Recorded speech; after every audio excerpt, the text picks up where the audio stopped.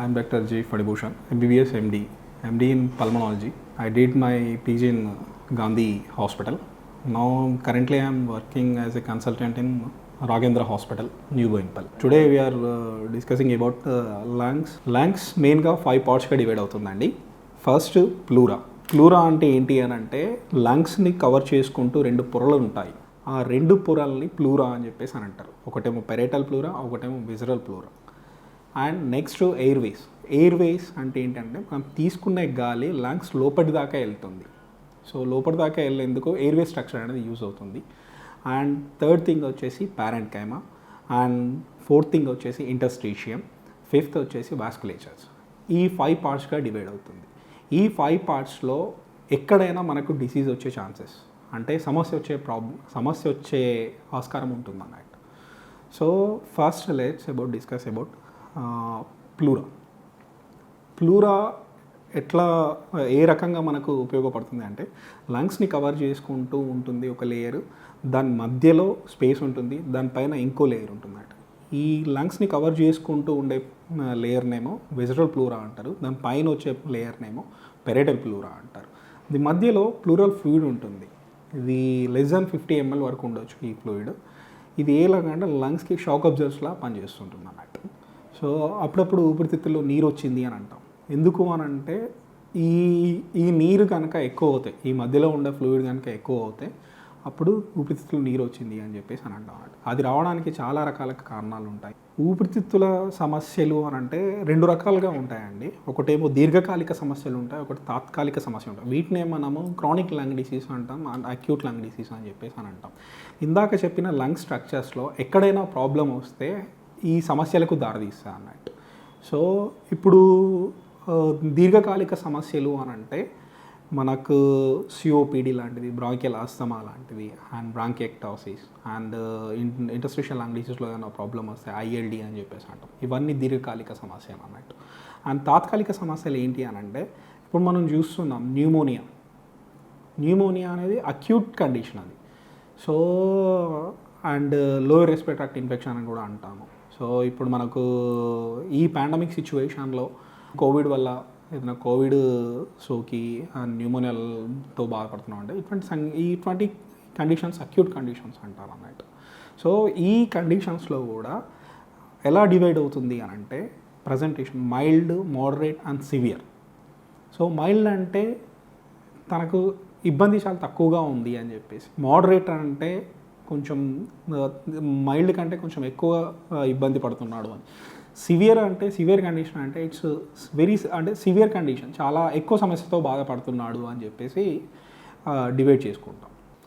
ఊపిరితిత్తుల సమస్యలు ఉంది అని తెలుసుకోవడానికి ముఖ్యంగా మనకు 5 సిమ్టమ్స్ ఉంటాయి. అందులో ఒకటి మనం ఎలా డివైడ్ చేసుకోవాలి అని అంటే upper respiratory tract infection and lower respiratory tract infections.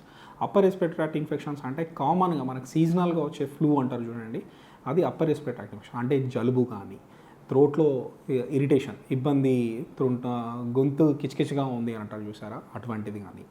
And చిన్న కఫ్ వస్తూ ఉంటుంది, దగ్గు. ఈ రకంగా upper respiratory tract infection presentation ఉంటుంది.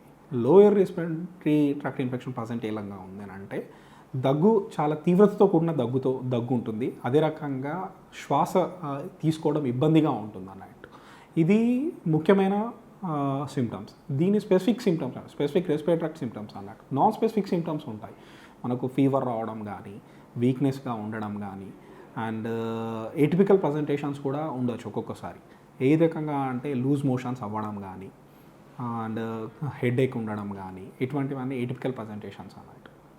సో ఇవి ఉన్నాయి అని అంటే మనకు సంథింగ్ రెస్పిరేటరీ ట్రాక్ట్ ఇన్ఫెక్ట్ అయింది. సో మనం వెంటనే ఒక పల్మాలజిస్ట్ని కలవడం కానీ, ఫిజిషియన్ని కలవడం కానీ చేస్తూ ఉండాలి.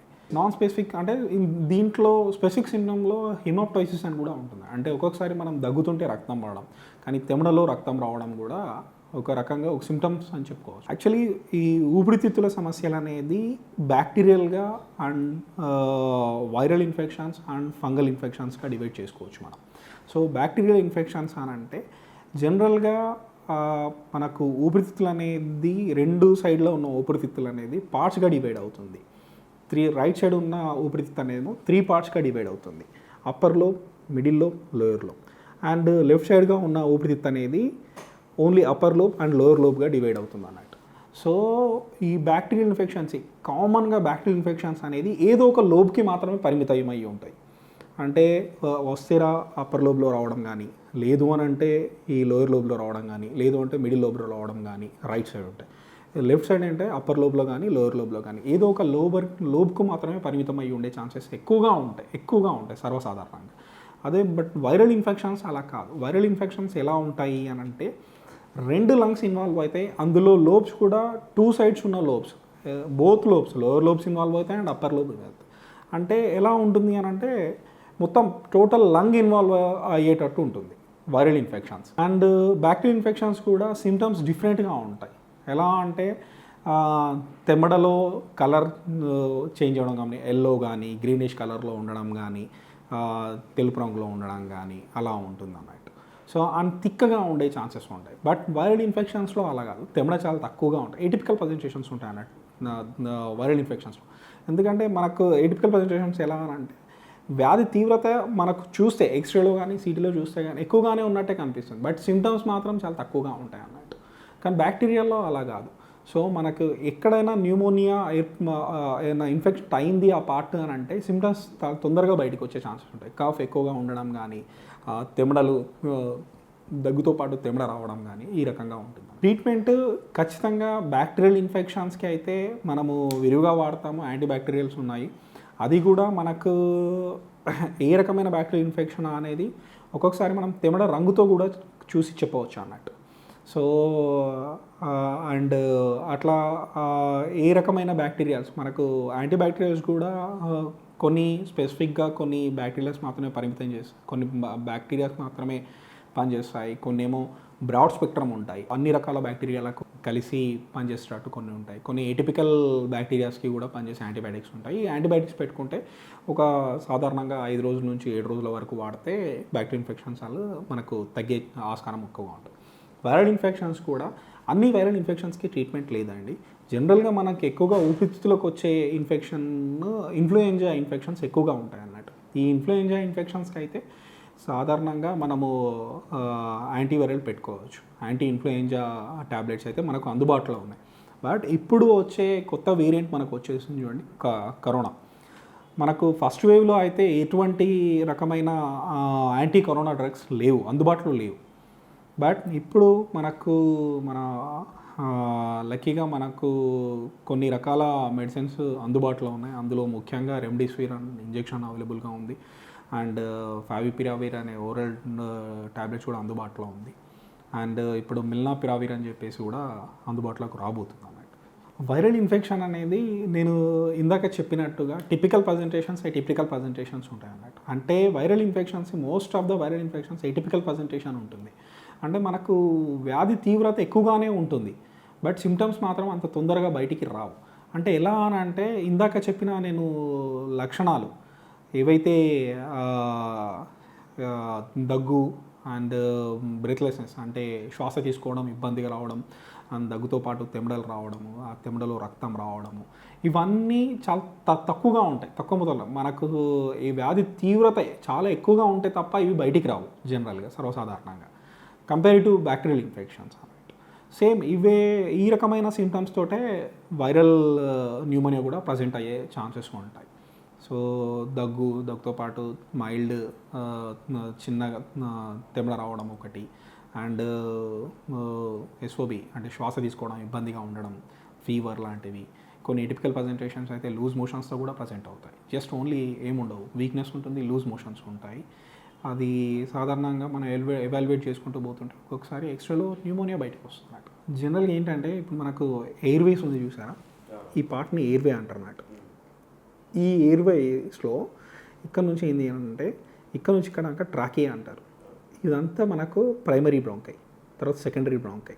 ఇది లోపలికి వెళ్ళిన కొద్దీ బ్రాంకీ ఓల్స్గా డివైడ్ అవుతున్నట్టు. మనకు ఈ లోపల ఇక్కడ ఇన్ఫెక్షన్ వస్తే దాన్ని బ్రాంకైటిస్ అంటారు అంతే.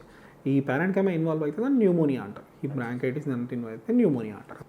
బ్రాంకైటిస్ అంటే ఏంటి అని అంటే ఎయిర్వేస్లో ఎక్కడైనా ఇన్ఫెక్షన్ వస్తే దాన్ని బ్రాంకైటిస్ అని అంటారు అన్నమాట. అంటే ఏ రకంగా అంటే ఎక్కడైనా అంటే కూడా అది కాదు.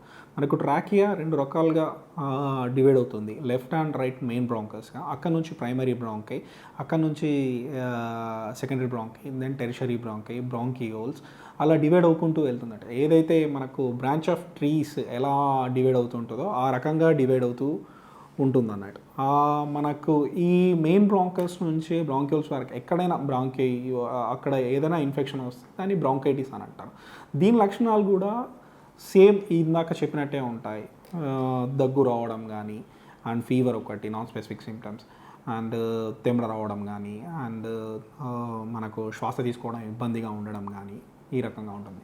కానీ ఎక్కువగా స్మాల్ బ్రాంకై ఇన్వాల్వ్ అవుతాయి కనుక మనకు శ్వాస తీసుకునేటప్పుడు పిల్లి కూతల్లా సౌండ్ వస్తుంటుంది అన్నట్టు. దాన్ని వీజ్ అని అంటారు. వీజ్ కానీ రాంకై కానీ అని అంటారు అన్నట్టు. కొందరికి బ్రాంకియల్ అస్తమా ఉన్న వాళ్ళకి అస్తమా అంటాం చూసారా, వాళ్ళకి ఎక్కువగా తెలుస్తుంటుంది దీని గురించి. వాళ్ళు శ్వాస తీసుకునేటప్పుడు పిల్లి కూతల కుయ్ కుయ్ అనే సౌండ్ ఒకటి వస్తూ ఉంటుంది అన్న. ట్రీట్మెంట్ కూడా ఏ రకంగా ఉంటుంది అని అంటే సేమ్ మనకి ఇందాక చెప్పినట్టే యాంటీబ్యాక్టీరియాస్ కానీ అండ్ యాంటీవైరల్స్ కానీ దేనివల్ల వస్తుందో మనం సీజనల్ బట్టి దాన్ని బట్టి మనము ట్రీట్మెంట్ పెట్టుకుంటే క్యూర్ అయ్యే ఆస్కారం ఉంది. మనకు ట్రీట్మెంట్ పార్ట్కి వచ్చేసరికి ఈ upper respiratory tract infections and lower respiratory tract infections అనుకున్నాం. అప్పర్ రెస్పిరేటరీ ట్రాక్ట్ ఇన్ఫెక్షన్స్లో మనకు సిమ్టమ్స్ వచ్చేసి కోల్డ్ ఉండడం కానీ, అండ్ గొంతు నొప్పి రావడం కానీ, అండ్ మైల్డ్ కఫ్ రావడం కానీ ఉంటుంది. దీనికంటే ఇంట్లో మన రెమెడీస్ కూడా ఒక్కొక్కసారి పనిచేసే అవకాశం ఉంటుంది. ఏ రకంగా అంటే మనకు ఆవిరి పట్టడం కానీ, అండ్ లేదు అని అంటే ల్యూక్వామ్ వాటర్ని గోరువెచ్చని నీళ్ళలో ఉప్పు వేసుకొని మనము పుక్లించి ఉమ్మడం లాంటివి ఇటువంటివి చేయవచ్చు అన్నట్టు. కానీ లోయర్ రెస్పిరేటరీ ట్రాక్ట్ ఇన్ఫెక్షన్కి వచ్చేసరికి ఒక్కొక్కసారి ఈ రెమెడీస్ పనిచేయచ్చు, పనిచేయకపోవచ్చు. అందుకే మనం లోయర్ రెస్పిరేటరీ ట్రాక్ట్ ఇన్ఫెక్షన్స్ అంటే మనకు సివియర్ కాఫ్ రావడం కానీ, ఫీవర్ రావడం కానీ, అండ్ కఫ్తో పాటు తెమ్మ రావడం కానీ ఇటువంటివి మన శ్వాస తీసుకోవడం ఇబ్బందిగా ఉన్నప్పుడు వెంటనే డాక్టర్ దగ్గరికి సంప్రదిస్తే మంచిది.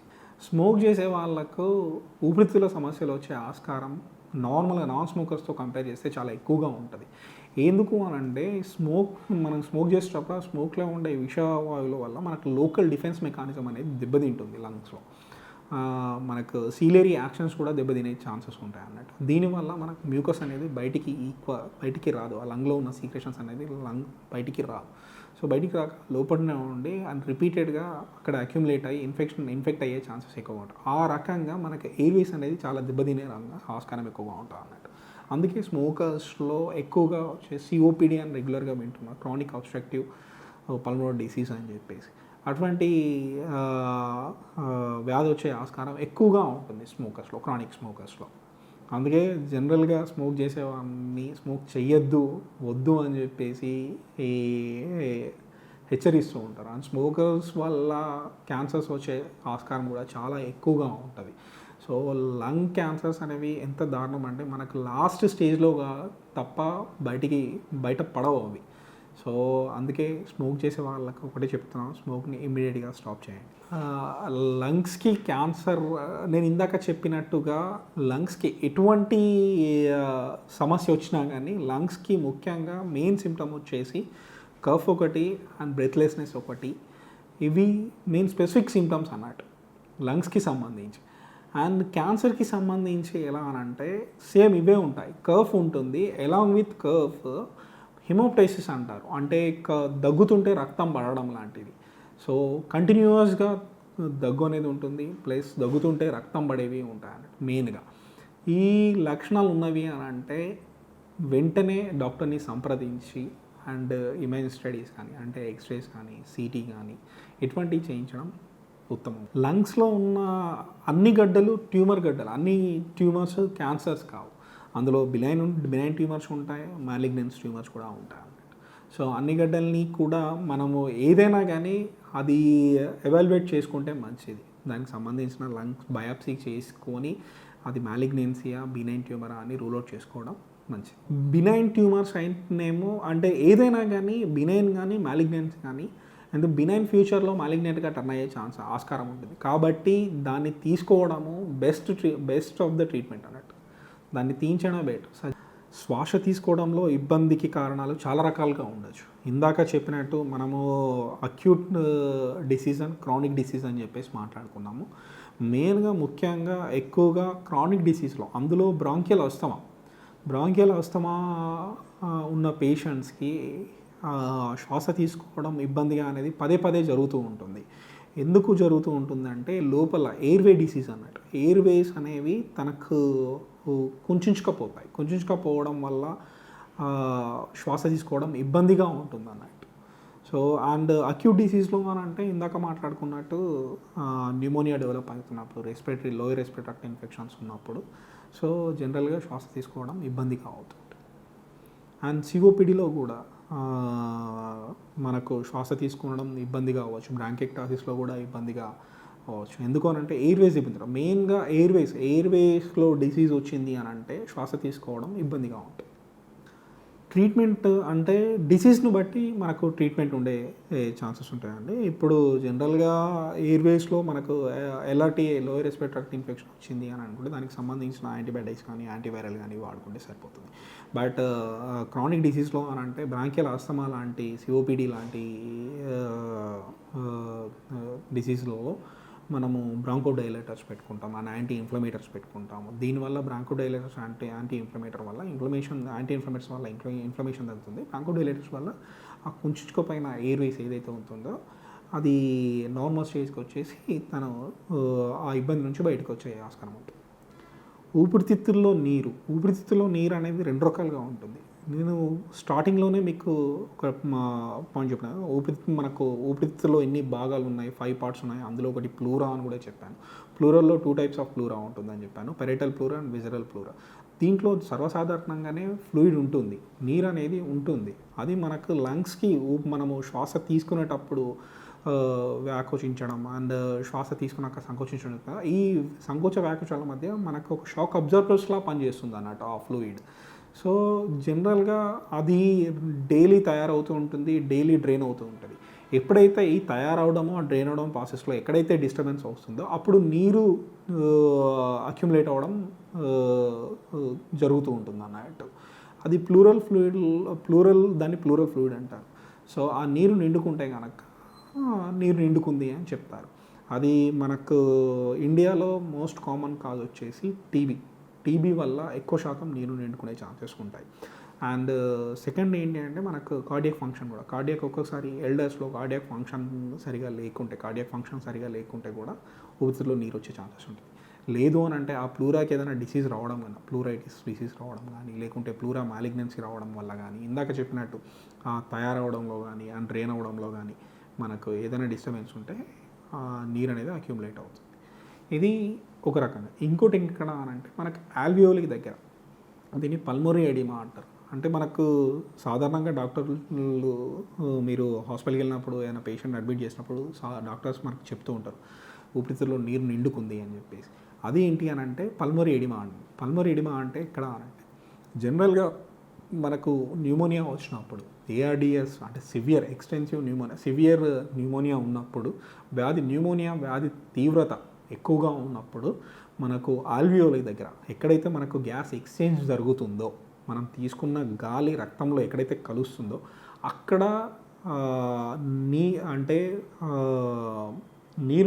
నీరు వచ్చే ఛాన్సెస్ ఎక్కువగా ఉంటాయి అన్నట్టు. దాన్ని పల్మోనరీ ఎడిమా అని చెప్పేసి అని అంటారు, ఆల్వియోలర్ ఎడిమా అని చెప్పేసి అంటారు. బికాజ్ ఆఫ్ ఇన్ఫెక్షన్స్ వల్ల వాస్కులేచర్లో నీరు ఎక్స్ట్రా వాసేషన్ అయిపోయి ఆల్వియోలైకి వచ్చేసి ఆల్వియోలో నీరు నిండుకోవడం వల్ల శ్వాస తీసుకోవడం, ఆ గ్యాసెస్ ఎక్స్చేంజ్ అనేది జరగదు. ఇది పల్మోనరీ ఎడిమా ఒకటి అండ్ ప్లూరల్ ఫ్లూయిడ్ ఒకటి, ప్లూరల్ ఎఫ్యూజన్ ఒకటి. టీబీ అనేది ఒక క్రానిక్ డిసీజ్ అండి ఇది. సో క్రానిక్ డిసీజ్ అంటే దీర్ఘకాలిక వ్యాధి. సో ఇది మెయిన్గా మైకోబాక్టీరియం ట్యూబర్కులోసిస్ అనే బ్యాక్టీరియా వల్ల వస్తుంది. సో ఇది 2 రకాలుగా ఉంటుంది, pulmonary TB and extra pulmonary TB. TB can present like anything, అంటే మనకు ఊపిరితిత్తుల్లోకి రావచ్చు, ఊపిరితిత్తులోకి వస్తేనేమో దాన్ని పల్మోనరీ ఎడిమా అంటాం. ఊపిరితిత్తుల బయట వచ్చి ఊపిరితిత్తుల బయట కానీ తర్వాత ఏ ఆర్గానిక్ కానీ టీబీ సోకొచ్చు. దాన్ని ఎక్స్ట్రా పల్మోనరీ టీబీ అని చెప్పేసి అంటారు. మీరు సర్వసాధారణంగా ఎక్స్ట్రా పల్మోనరీ టీబీస్ అంటే విన్నామని బుక్కలకు వచ్చిందట టీబీ అంటారు, బ్రెయిన్కి ఎక్కిందట టీబీ అంటారు, అండ్ కిడ్నీకి ఎక్కిందట టీబీ అంటారు, అండ్ పేగుకి వచ్చింది టీబీ అని చెప్పేసి. ఈ రకంగా మా TB can present like anything, ఎక్కడైనా టీబీ రావచ్చు. సో టీబీకి అని మైకోబాక్టీరియం ట్యూబర్క్లోసిస్ అనే బ్యాక్టీరియా వల్ల వస్తుంది.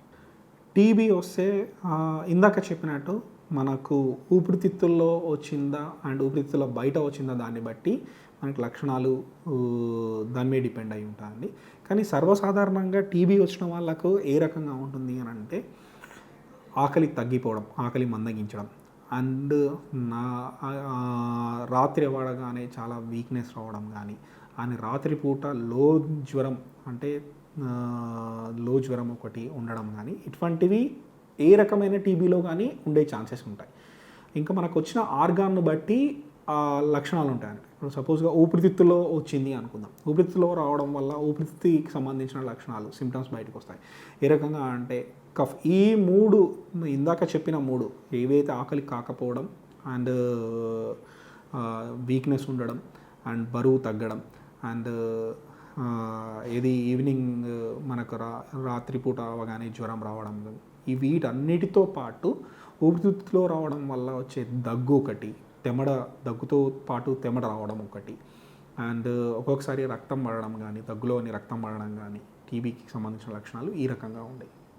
ఇదే కాకుండా ఎక్స్ట్రా పల్మోనరీ టీబీ అని అంటే ఇప్పుడు మనకు ఏ ఆర్గాన్ మీద అయితే టీబీ వస్తుందో దానికి సంబంధించిన లక్షణాలు వచ్చే ఛాన్స్. ఈ పైన చెప్పిన 4 సర్వసాధారణ లక్షణాలతో పాటు దానికి స్పెసిఫిక్ ఆర్గాన్ సంబంధించి, సపోజ్గా ఇప్పుడు మనకు ఇంటెస్టైనల్ టీబీ వస్తున్నాడు అండ్ ఇంటెస్టైనల్ టీబీ వచ్చినప్పుడు కడుపులో నొప్పి రావడం కానీ ఇటువంటివి ఉంటాయి.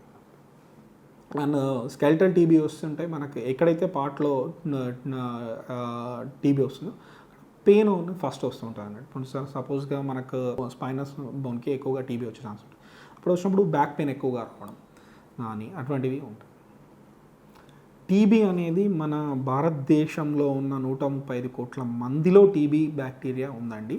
కానీ ఎప్పుడైతే బయటికి వస్తుంటుంది అని అంటే మనకు ఇమ్యూనిటీ తక్కువగా ఉన్నప్పుడు, ఇమ్యూనిటీ తగ్గినప్పుడు ఈ టీబీ బ్యాక్టీరియా అనేది యాక్టివేట్ అవుతూ ఉంటుంది. సో జనరల్గా ఇమ్యూనిటీ ఎప్పుడు తగ్గుతూ ఉంటుంది? ఫస్ట్ ఏజ్ పెరగడం కానీ, ఎల్డర్స్లో కానీ, లేదు అంటే దీర్ఘకాలిక వ్యాధులతో బాధపడుతున్న వాళ్ళు, అంటే డయాబెటీస్లో ఉండడం వల్ల కానీ, లేదు అంటే హెచ్ఐవి ఉన్న వాళ్ళకి కానీ, అండ్ ఇటువంటి వాళ్ళలో పోషకాహార లోపాలు ఉంటాయి చూడండి, వీళ్ళల్లో టీబీ బ్యాక్టీరియా యాక్టివేట్ అవుతూ ఉంటుంది అన్నట్టు. టీబీ వచ్చిన వాళ్ళు ముఖ్యంగా టీబీకి సంబంధించిన ఏటీటీ కోర్స్ ఉంటుందండి, 6 months కోర్స్ ఉంటుంది. కోర్స్ ఖచ్చితంగా వాడాలి. టీబీలో కూడా 2 రకాలుగా ఉన్నాయి. ఒకటి drug sensitive TB, drug resistant TB. Drug sensitive TB ఉంటుందంటే 6 months to 6 to 8 months course ఉంటుంది. డ్రగ్ రెసిస్టెన్స్ టీబీ అంటే 2 years వరకు కోర్స్ ఉంటుంది. సో మనము ఆ కోర్స్ ఖచ్చితంగా వాడుకుంటూ అండ్ పోషకాహారం కరెక్ట్గా తీసుకుంటాం, అంటే ప్రోటీనేషియస్ ఫుడ్ కానీ, సో అండ్ అటువంటి ఆహారం తీసుకోవడం వల్ల దీన్ని తగ్గించుకోవచ్చు. ముఖ్యంగా ఏటీటీతో పాటు, ఏటీటీ అనేది జస్ట్ 30 to 40, అంటే ఏటీటీతో పాటు 30 to 40%. అండ్ మెయిన్ మన డైట్ చాలా ఇంపార్టెంట్ అండి. మనము కరెక్ట్ డైట్, మంచి ప్రోటీనేషియస్ డైట్ తీసుకుంటే కనుక దీన్ని మనం తట్టుకోవచ్చు. దీంట్లో ఇందాక చెప్పినట్టు నేను 2 types ఆఫ్ టీబీస్ ఉన్నాయి అని చెప్పాను, pulmonary TB and extra pulmonary TB.